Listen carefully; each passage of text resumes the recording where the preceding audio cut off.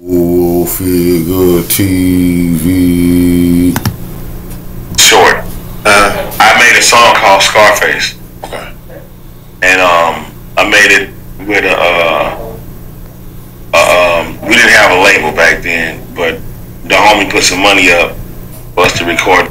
The homie put some money up. What homie? Face. What homie? I just was trying to enjoy the video. Face, you a legend. One of my favorite rappers, top 3 all time. But you got a lot of hate in your heart for Lil Troy, and you need to let it out. Because you can go to Detroit and keep on pushing. See, if you tell a lie long enough, you start to believe it yourself. What are you talking about, Cole? I'm talking about Scarface steady trying to pretend like Lil Troy don't exist. And before he ever got to be around Lil J, you was around Lil Troy. I started small time, dope gang, pushing blocks on the rock, I'm never broke, man. You witnessed Lil Troy life. You didn't get to see Jay moving anything at that time. And you wasn't moving anything. That was Troy life. And you just started this off to ask you what happened with your beginning of you. How did you get to be Scarface, your music career? We didn't have a label. Who? You're sleeping on the Troy mama couch. My homie, the homie put some money up. What homie? Lil Troy. Let the world know who you talking about, Brad. Record this song, and that was a song that I recorded, right? And then another one of my partners that I went to school with, rest in peace, 3-2, made another song. I can't remember the name of the song, but it had the DOC.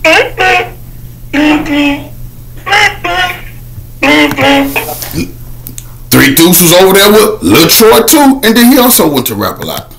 Like I was saying, like it was. They wanted a more radio-friendly record. You know, Troy wanted a more radio-friendly record. I was a street nigga. I made street music. You know what I mean? Right. I made records that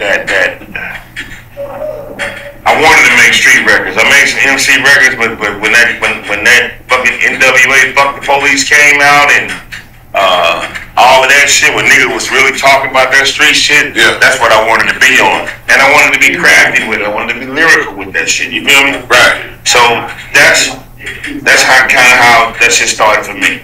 I wanted to be a MC that rapped about the streets, but I also knew how to fuck with them turntables too. Right. All right. Right. Okay. So how did Jay come in the picture? So Jay heard this record that I made called Scarface. Okay. And Steve Fournier, who was one of the music guys in Houston, and they played the record for Jay. And then 2 or 3 days later, Jay was at my townhouse. What townhouse? Am I missing something here, Face? Lil Troy was living that life. Townhouses, money, street fame, big time, heavy in the game. It's Troy life. What do you mean your townhouse? You're 16 years old. Wasn't doing no hustling at this time. Troy already told the story. See, you trying to cut Lil Troy out of what we in the area already know is part of his legacy too. You remember Lil Troy sued you and won in court because he produced. I started small time, dope gang, pushing rocks on the block, I'm never broke, man. He helped you get there, he helped you create all that, put all that together. It was his money. Because you didn't have none. You sleep on his mama couch, no disrespect. Face, you a legend. But you got to make sure you give credit where credit due. Now I know you and Troy had y'all disputes, but the truth is the truth. And you should not fool yourself by coming on here where everybody's listening and telling incorrect information on the beginning of Mr. Scarface and your townhouse. Your townhouse? What townhouse? Sleeping on Scarface? You sleeping on the Troy mama couch? The Troy mama. You got to make sure you show credit where credit is due, because Face, you see, that topic already touchy. Y'all had done a series called Houston Ain't Big Enough before on my old channel. I need to bring that series back to update people on what that series meant when I said Houston wasn't big enough.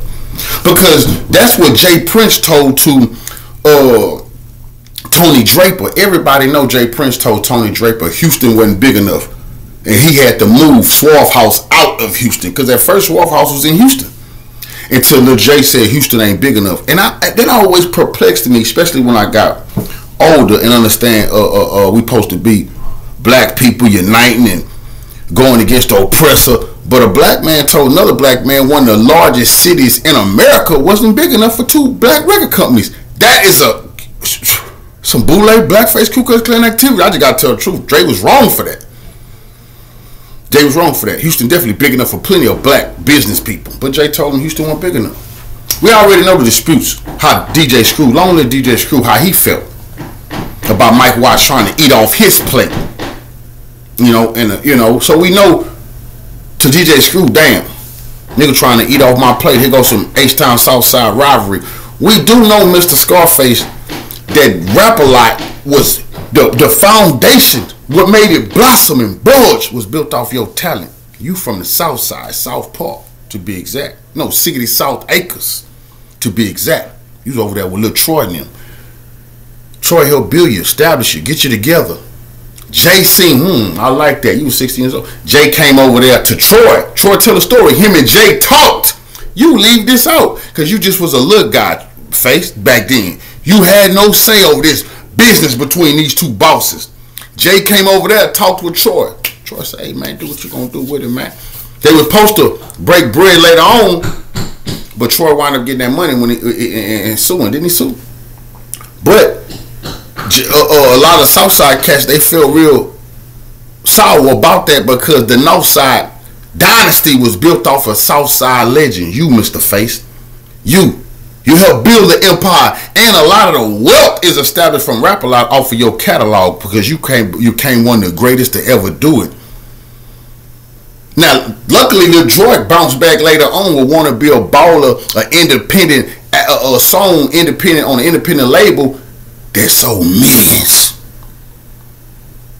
You see, that's the Most High.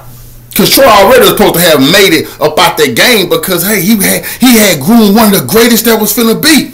But it was took from him to help establish the Northside Empire, Rap-A-Lot Records. See, these things, Face, you got to make sure that the people who don't have the proper understanding, they know. But I feel like you really don't like Lil Troy because he brought out that information on some snitching allegations. I won't touch him. But anybody can look that up for themselves. That ain't no shot, Face. But we got to make sure that we understand Troy deserves credit for helping to establish you and a lot of other H-Town individuals. Troy was behind the scenes helping them. Like I say, that Want to Be a Baller. So, oh my goodness, youngster blew. Fat Pat passed away, but that was a big look for Big Hulk. R.I.P. Hulk. R.I.P. Pat. Come on now, that shot Houston into the spotlight. That might be where a little bit of that hate, extra hate, go towards Lil Troy too, because he also a platinum artist, and not too many people get to say that. Cult Figga, follow me.